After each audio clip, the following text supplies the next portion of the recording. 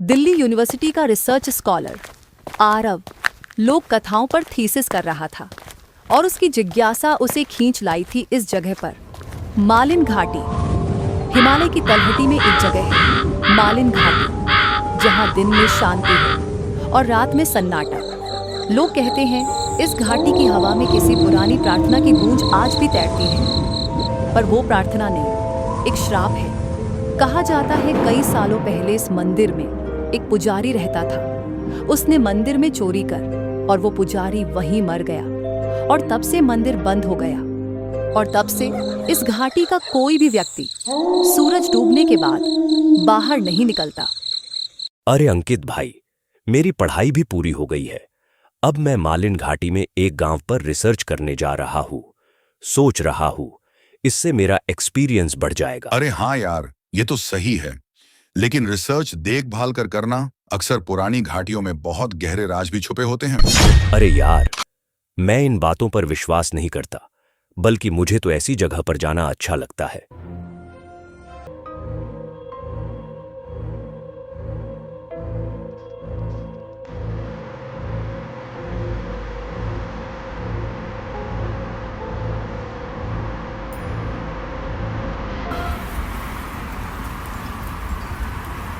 आरव गांव में उतरता है, इधर उधर देखता है।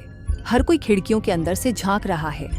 गांव के लोग उससे कुछ कहने से डरते थे, जैसे कोई अनदेखा डर उनके गले में फंसा हो। यहाँ के लोग कहते हैं ये घाटी श्रापित है, लेकिन मुझे इसमें एक ऐतिहासिक पैटर्न दिखता है।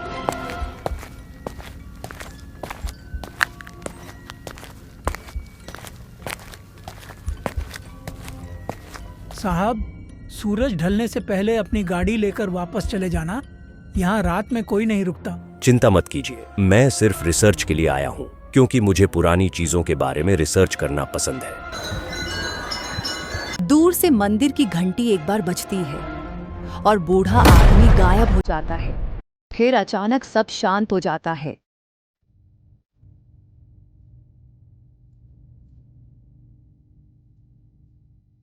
आरव ने अपने रिसर्च नोट्स निकाले।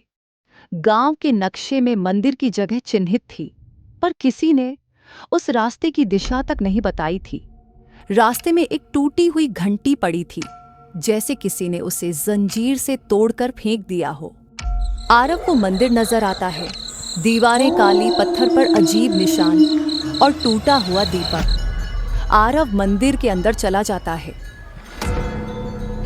स्थानीय मान्यता के अनुसार ये मंदिर देवस्थान कहलाता था, पर अब ये जगह किसी कब्र जैसी लगती है। आरव उस रात बहुत देर तक अपने प्रोजेक्ट के बारे में सोचता रहा, लेकिन हर बार एक अतिरिक्त आवाज आती थी, बहुत धीमी, बहुत पास। कभी कभी घाटी की हवा सिर्फ हवा नहीं होती, वो उन लोगों की सांसें होती हैं जो लौट नहीं पाए।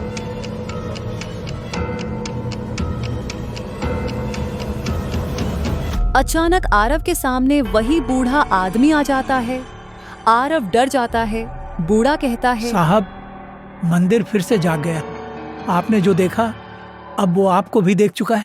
अरे दादाजी, ये क्या कहा आपने? मुझे तो कुछ समझ नहीं आया। बूढ़े ने आरव को वो कहानी सुनाई जो अब सिर्फ फुसफुसाहटों में बची थी। कई साल पहले यहाँ एक पुजारी था, देवस्थान का रक्षक। एक बार गांव के कुछ लालची लोगों ने मूर्तियों के गहने चुरा लिए। पुजारी ने उन्हें रोका और बदले में लोगों ने उसे मंदिर में ही बंद कर दिया। वो पुजारी वहीं मर गया। उसके मरने से पहले आखिरी शब्द थे, इस मंदिर में जो भी आएगा वो कभी वापस नहीं जाएगा। इस मंदिर में जो भी आएगा वो कभी वापस नहीं जाएगा। मतलब जो मंदिर में गया वो कभी वापस नहीं आया।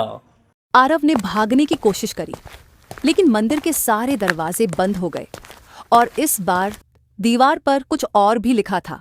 दीवार पर आरव का नाम लिखा हुआ था। वो मिटाने की कोशिश करता है। नाम और गाढ़ा होता है उस रात। घाटी में पहली बार किसी ने चीख सुनी, पर किसी ने बाहर झांकने की हिम्मत नहीं की। अगली सुबह गांव में सब सामान्य था, बस एक बात अलग थी। बूढ़ा अब कहीं नहीं दिखा।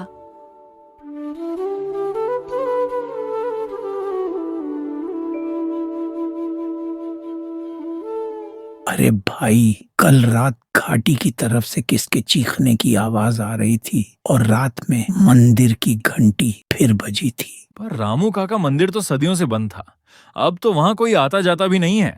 अरे भाई, लेकिन हमें वहां जाकर भी तो देखना चाहिए कल रात कैसी हलचल हुई थी। सभी गांव वाले मंदिर जाकर देखते हैं, कहते हैं।